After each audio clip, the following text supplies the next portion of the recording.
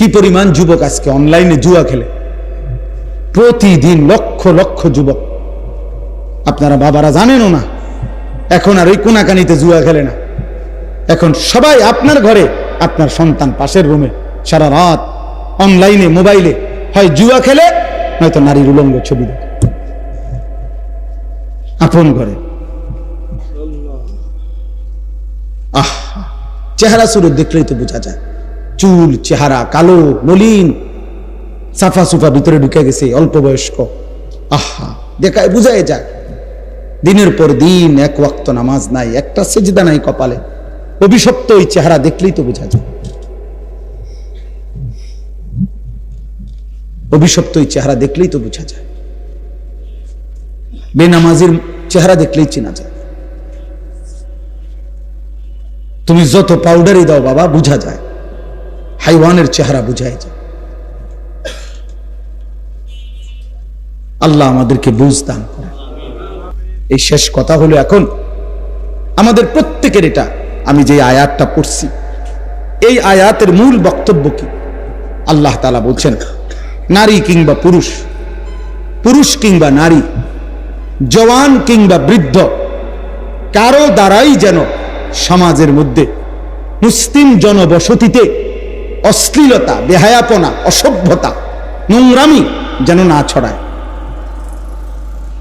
যে নারী বেপর্দা, যে মেয়ে বেহায়া, যে মেয়ে চরিত্রহীন, যে মেয়ে মহিলা পর পুরুষকে নিজের শরীর যৌবন দেহ প্রদর্শন করে, হারাম কোনো সম্পর্ক করে, হারাম কোনো প্রেমের নামে অশ্লীলতা, ব্যভিচার, জিনা, অসভ্যতার নোংরামি করে। মনে রাখবেন, জিনা কিন্তু শুধু লজ্জাস্থানের অপকর্মকেই জিনা বলে না।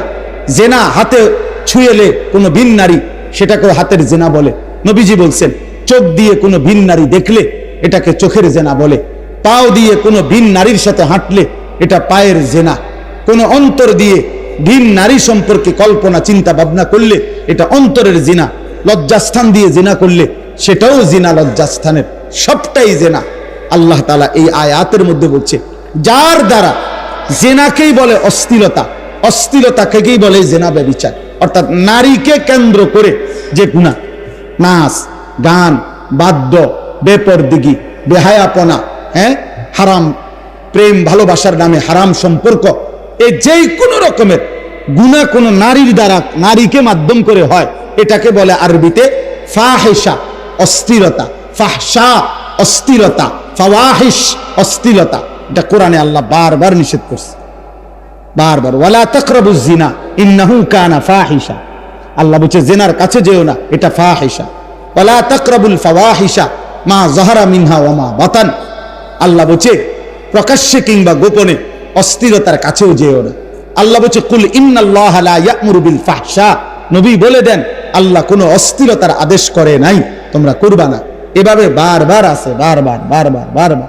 আল্লাহ বলছে ওয়ালা ইয়াজনুন, জিনা করবা না। ওয়া ইয়াফআল যালিকা ইয়ালকা আসামা, যে জিনা ব্যভিচার করবে আমি নিশ্চিত আল্লাহ ওয়াদা দিছি তোমাকে শাস্তির মুখোমুখি হইতে হবে। কেমন শাস্তি?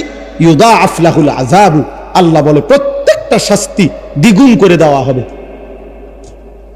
তোমার সমস্ত পাপের শাস্তি জিনার কারণে দ্বিগুণ করা হবে।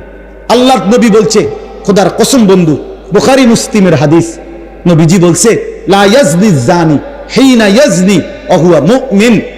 যখন কেউ জিনা করে, নবী বলছে সে মুমিন থাকে না, সে মুমিন থাকে না, সে মুমিন থাকে না। জিনাকারী মুমিন হয় না।